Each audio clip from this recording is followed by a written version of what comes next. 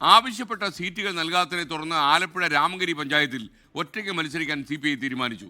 CPIഎമ്മിനെതിരെ 7 സ്ഥാനാർത്ഥികളെ അവർ പ്രഖ്യാപിച്ചു. കുമാരപുരം പഞ്ചായത്തിലെ 5 സീറ്റുകളിലും CPI ഒറ്റയ്ക്ക് മത്സരിക്കുമെന്നാണ് അറിയുന്നത്. ആദ്യം നമുക്ക് ആ പ്രതികരണം ഒന്ന് കേൾക്കാം. രാമങ്കരിയിൽ CPI ഒറ്റയ്ക്കാണ് മത്സരിക്കുന്നത്.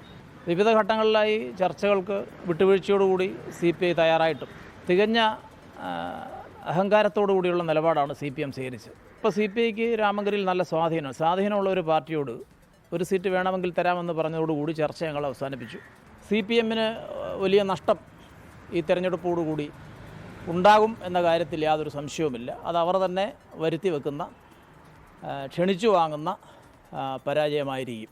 CPMൻ്റെ ധാർഷ്ട്യത്തിന് മുന്നിൽ തല കുനിക്കുന്ന പ്രശ്നമേ ഇല്ല. അശ്വിൻ പാലാടി വീണ്ടും ആലപ്പുഴയിൽ നിന്ന് ചേരുന്നു. അശ്വിൻ, യഥാർത്ഥത്തിൽ CPM അല്ലെങ്കിൽ തന്നെ സംസ്ഥാന തലത്തിൽ ചില പ്രശ്നങ്ങൾ ബാക്കി കിടക്കുക ആലപ്പുഴയിൽ വാടി തുടങ്ങിയ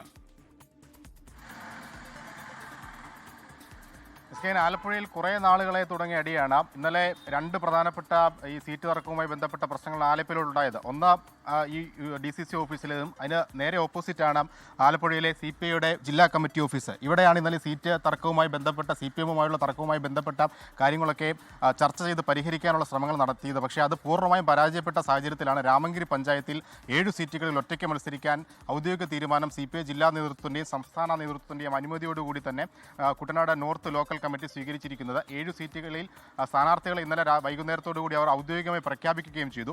അതിൽ ഏറ്റവും പ്രധാനമായി CPMന് അതിരൂക്ഷ വിമർശനം ഉയർത്തിയാണ് Kuttanad north local committee secretary പ്രതികരണം നടത്തിയിരിക്കുന്നത്. ധാർഷ്ട്യത്തിന് മുന്നിൽ മുട്ടുമടക്കാൻ അവർക്ക് കഴിയില്ല എന്നുള്ളതാണ് CPIയുടെ പ്രതികരണം. ഒപ്പം രാമങ്കരിയിലടക്കം CPM തോൽവി ഏറ്റുവാങ്ങും എന്നുള്ളതാണ് അദ്ദേഹത്തിൻ്റെ പ്രതികരണം. എന്തായാലും ഇതിൽ പ്രതികരിക്കാൻ CPM തയ്യാറായിട്ടില്ല. എന്തുകൊണ്ട് CPI ആവശ്യപ്പെട്ട സീറ്റുകൾ കൊടുക്കുന്നില്ല, അതെന്തുകൊണ്ട് കേരള കോൺഗ്രസ് എമ്മിന് മറച്ചു നൽകി എന്നടക്കമുള്ള ചോദ്യങ്ങളാണ് CPI ഉന്നയിക്കുന്നത്. അതേസമയം തന്നെ സമീപ പഞ്ചായത്ത് കുമാരപുരത്തും CPI 5 സീറ്റുകളിൽ ഒറ്റയ്ക്കാണ് മത്സരിക്കുന്നത്. അവിടുത്തെ മത്സരത്തിൻ്റെ പ്രത്യേകത ഉറ്റുനോക്കപ്പെടുന്ന രാഷ്ട്രീയ സാഹചര്യം ഒന്നുകൂടിയുണ്ട്. DYFയുടെ ജില്ലാ പ്രസിഡന്റിനെതിരെ CPIയുടെ സ്ഥാനാർത്ഥി അവിടെ മത്സരിക്കുന്നു എന്നുള്ളതും രാഷ്ട്രീയ കൗതുകമാണ്. മറ്റൊരു ചർച്ച ഇന്ന് നടക്കുന്നുണ്ട്. അത് മുട്ടാർ ഗ്രാമപഞ്ചായത്തിലാണ്.